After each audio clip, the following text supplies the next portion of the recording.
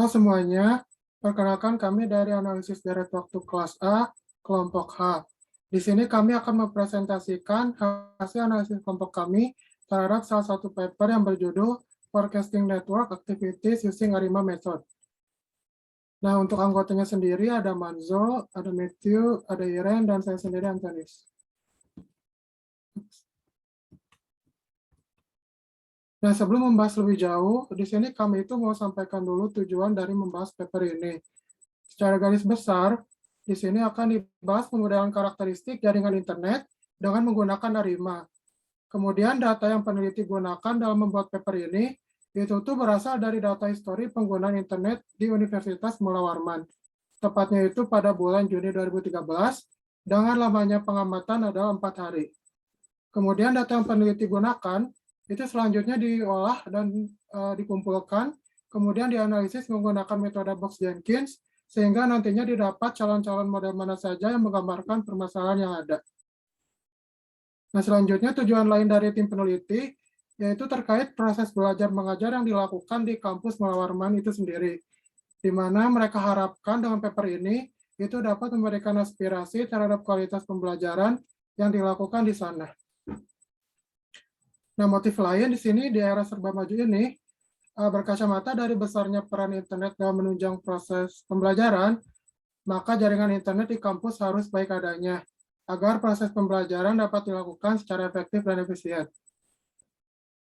Dari semuanya itu tadi, maka diperlukan perencanaan ke depan tentang bagaimana memperbaiki kualitas jaringan internet yang ada di kampus Mula Warman, yaitu menggunakan histori data penggunaan dan kualitas internet yang Civitas gunakan di area kampus. Selanjutnya masuk ke metode. Metode yang digunakan adalah metode forecasting. Metode forecasting untuk data time series bertujuan untuk melakukan peramalan dengan menganalisis hubungan antara variabel yang akan diprediksi dengan variabel deret waktu. Model deret waktu mengasumsikan bahwa beberapa pola atau kombinasi pola akan berulang sepanjang waktu. Nah, yang dilakukan forecasting adalah mengidentifikasi dan mengekstrapolasi dari pola atau tipe data sehingga nantinya akan dilakukan peramalan atau forecasting. Secara umum, di sini ada 4 tipe data. Yang pertama ada tipe data atau pola data tren. Yang kedua ada pola data seasonal atau musiman. Yang ketiga ada pola data yang siklus. Dan yang terakhir ada pola data random komponen. Nah, selanjutnya proses spesifikasi atau identifikasi model ARIMA PDQ melalui beberapa tahapan. Yang pertama, memiliki nilai PDQ, di mana P-nya itu merupakan jumlah proses AR, D-nya itu merupakan banyaknya differencing, dan Q adalah jumlah proses dari MA. Selanjutnya, menaksir model parameter, dan yang terakhir, memeriksa kecukupan dari model. Kondisi deret waktu dengan menggunakan ARIMA adalah pengamatan deret harus stasioner. Keadaan stasioner ketika rata-rata observasinya itu konstan. Nah, bagaimana jika data deret waktunya tidak stasioner? Nah, di sini jika data tidak stasioner, maka akan dilakukan proses differencing. Pada rata-rata atau min, proses differencing dilakukan antara periode waktu tertentu dengan periode data lainnya. Nah, berikut merupakan tabel untuk mengidentifikasi ACF dan PACF dari masing-masing model, yaitu ada model ARP,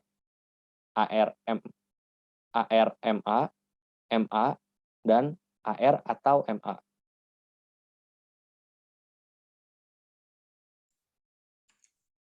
Selanjutnya akan dibahas mengenai tahapan ARIMA, dibagi menjadi 4 tahap. Next.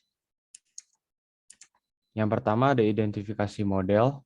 Langkah pertama yang dilakukan adalah memplot data yang ada. Data series akan diperiksa apakah terdapat tren, musiman, atau fenomena lainnya. Setelah itu, sampel ACF dan PACF akan dihitung dan diperiksa untuk memastikan data time series stasioner. Jika setelah pengecekan data time series tidak stasioner, maka dilakukan di forensik. Selanjutnya, mengestimasi parameter. Setelah parameter di ARIMA sudah diestimasi, maka identifikasi model bisa divalidasi. Tujuan dari validasi untuk meyakinkan itu adalah model yang tepat untuk digunakan. Hal ini bisa dilakukan dengan p-value dan t-statistics. Selanjutnya, pengecekan model. Banyak jenis tes model dalam statistik yang bisa digunakan. Salah satu tes model yang biasa digunakan adalah Ljungbox Q-statistic. Dalam laporan ini digunakan white noise, yaitu apakah p-value bernilai lebih besar atau lebih kecil dari alpha. Dan yang terakhir, forecasting. Hasil dari proses peramalan model ARIMA dapat dianalisis menjadi 3 opsi, yaitu upper limit, lower limit, dan nilai peramalan. Upper dan lower limit mempunyai selang kepercayaan 95%.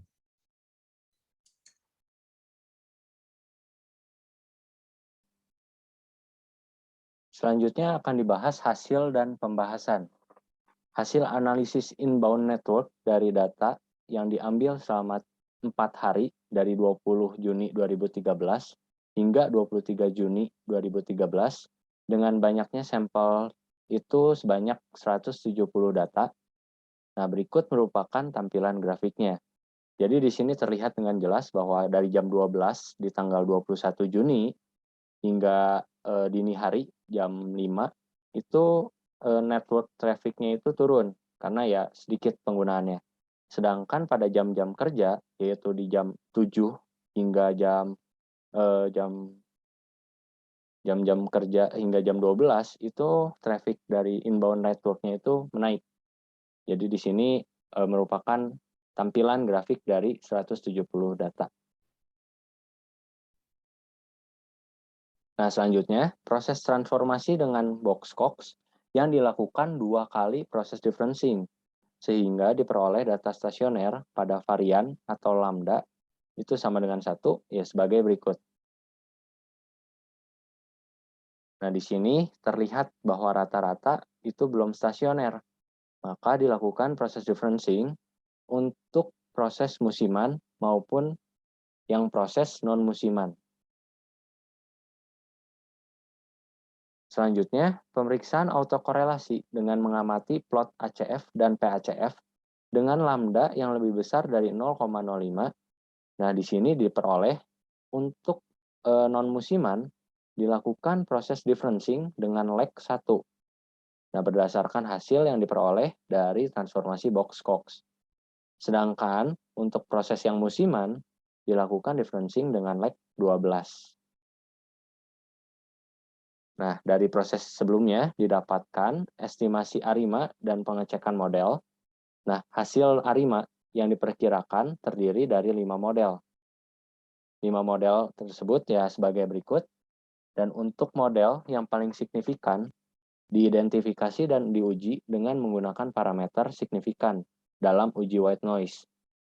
Hasil dari pengujian tersebut menentukan model yang baik untuk dianalisis dan akhirnya akan di forecasting. Nah, di sini adalah hasil terbaik pada pengujian ini diperoleh untuk model ARIMA 010 dengan musimannya 121 pangkat 12. Hasil tersebut dipilih dari nilai p-value yang paling kecil dari tiap model ARIMA. Dan didapat p-value yang paling kecil adalah model ARIMA 010 dengan musimannya 121 pangkat 12. P-value di sini sebesar 0,019. Nah, selanjutnya dengan model normalitas akan diperiksa menggunakan p-value yang lebih besar dari 0,05. Di sini dapat grafik sebagai berikut. Dan yang terakhir, hasil forecasting atau peramalannya diperoleh sebagai berikut.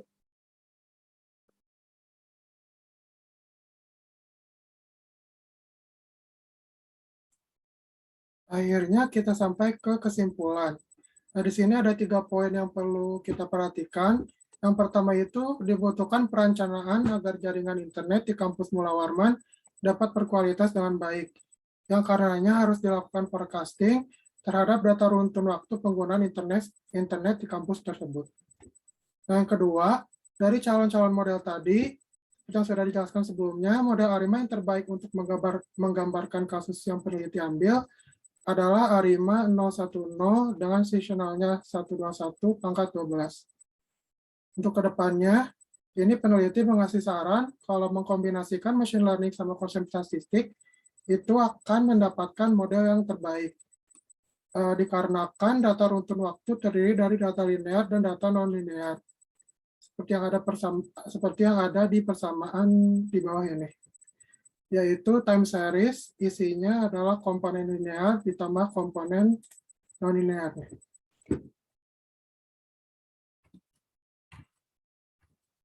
Sekian saja presentasi dari kami. Terima kasih banyak atas perhatiannya.